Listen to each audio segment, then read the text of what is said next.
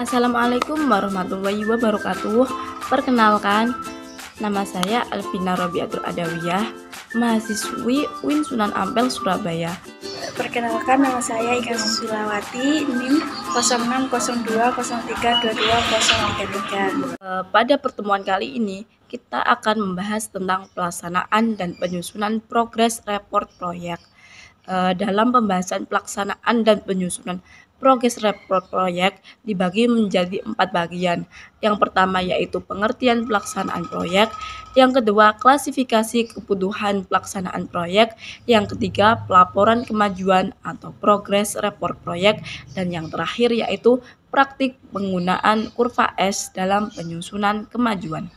Nah, yang pertama yaitu pengertian pelaksanaan proyek.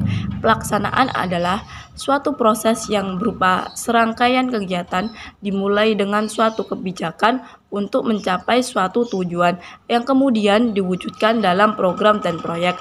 Proyek diidentifikasi oleh CISDKK sebagai serangkaian aktivitas unik yang dibutuhkan bersama untuk mencapai hasil tertentu yang dilakukan selama periode waktu tertentu. Pelaksanaan proyek merupakan kombinasi dari kegiatan-kegiatan yang saling berkaitan dan harus dilaksanakan dengan mengikuti suatu urutan-urutan tertentu sebelum seluruh tugas dapat diselesaikan secara tuntas.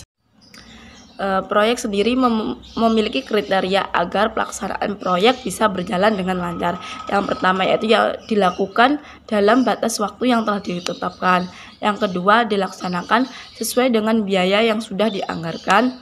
Dan yang ketiga yaitu kualitasnya memenuhi syarat-syarat teknis pekerjaan. Yang keempat, memberikan manfaat sesuai dengan perencanaan. Poin yang kedua yaitu klasifikasi kebutuhan pelaksanaan proyek. Yang pertama ada sumber daya.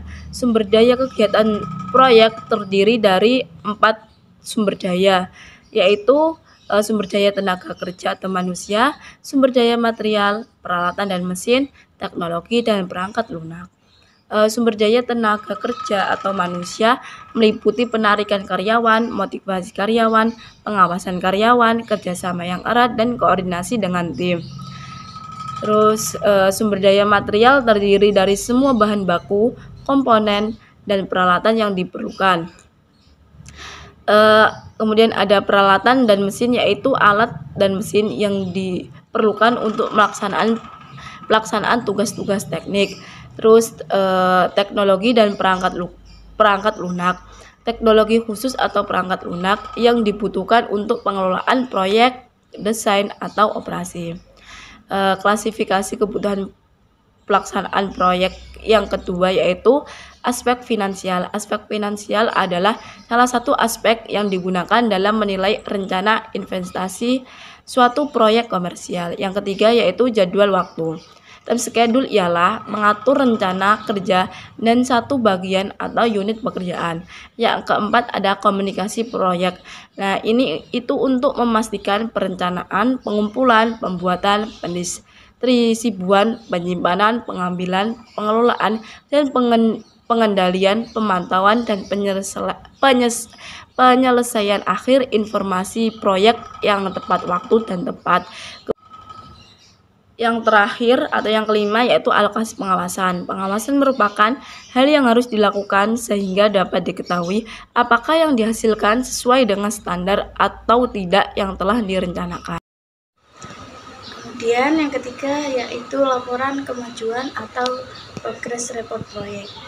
Nah, laporan kemajuan atau progress report proyek ini merupakan dokumen penting yang memberikan gambaran menyeluruh mengenai perkembangan suatu proyek dalam jangka waktu yang sudah ditentukan atau dalam jangka waktu tertentu.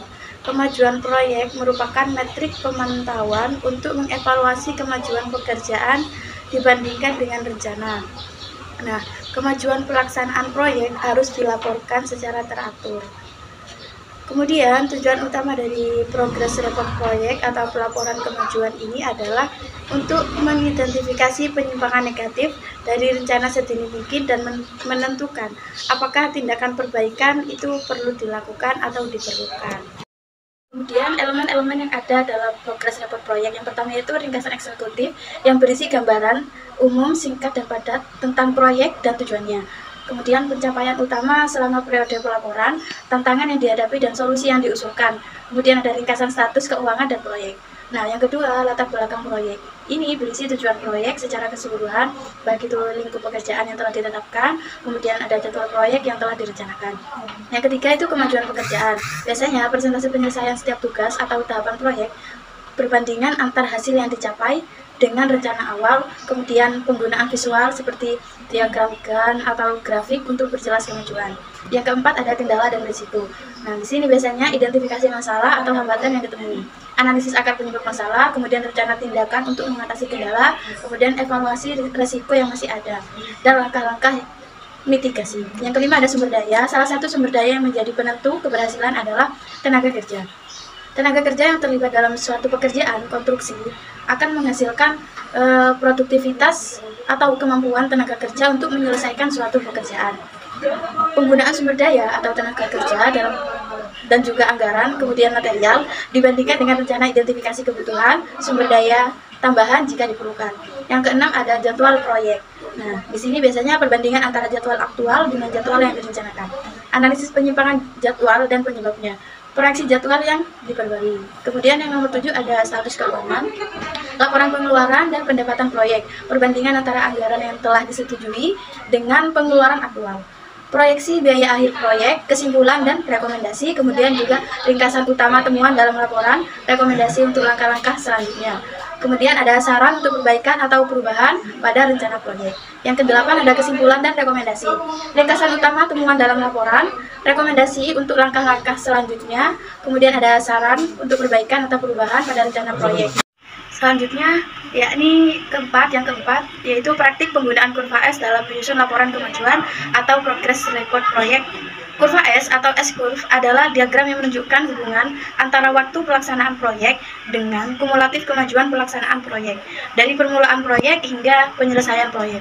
Nah, penggunaan kurva S ini pada saat membuat laporan kemajuan proyek merupakan metode yang sangat efektif dalam manajemen proyek, khususnya di bidang konstruksi. Kemudian, dalam kurva S ini, sumbu yang horizontal itu mewakili waktu kalender, dan sumbu yang vertikal mewakili nilai kumulatif biaya ya, waktu orang atau persentase pekerjaan yang diselesaikan. Selanjutnya, yakni rumus untuk mencari bobot dalam kurva S. Terdapat beberapa aturan yang dibuat oleh Warren T. Hannum. Penemuannya bahwa dalam penyusunan kurva S ini harus memenuhi beberapa peraturan. Yang pertama, pada seperempat waktu pertama, grafik naik landa hingga 10%. Yang kedua, pada setengah waktu, grafik naik terjal mencapai 45%. Kemudian yang ketiga, pada saat 3/4 waktu akhir, grafik naik terjal mencapai 82%. Kemudian yang keempat, pada waktu akhir, grafik naik landa hingga 100%. Kemudian ada langkah-langkah membuat kurva S, yaitu yang pertama, mencari persen bobot biaya setiap item pekerjaan. Untuk mencari atau mengetahui bobot pekerjaan dapat dilihat dari RAB yang telah ada atau dihitung berdasarkan biaya atau harga item pekerjaan dibagi biaya total pekerjaan dikalikan 100%. Kemudian yang kedua, membagi persen bobot biaya pekerjaan pada durasi setelah bobot masing-masing item dihitung. Kemudian didistribusikan bobot pekerjaan tersebut selama durasi aktivitas. Kemudian yaitu menggunakan persen biaya pekerjaan pada setiap jalur waktu. Setelah itu akan bobot setiap aktivitas dengan kolom jalur waktu dan hasilnya ditempatkan pada bagian Gantt.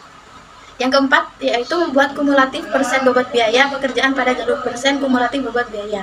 Bobot biaya dikumulatifkan untuk setiap periode. Kemudian yang kelima, membuat kurva S berdasarkan persen kumulatif bobot biaya. Langkah terakhir adalah membuat kurva S dengan mengacu pada kumulatif bobot sebagai absis dan periode atau waktu sebagai ordinat. Di bagian paling kanan dibuat skala 0 sampai 100.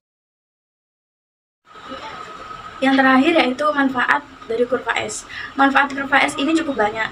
Di samping sebagai alat indikator dan monitoring schedule pelaksanaan proyek, kemudian ada juga salah satunya sebagai alat untuk mereview dan membuat program kerja pelaksanaan proyek dalam satuan waktu, baik itu mingguan atau bulanan. Biasanya untuk melakukan percepatan. Kurva S ini berguna untuk memonitoring kemajuan pekerjaan atau proyek dalam pelaksanaan konstruksi.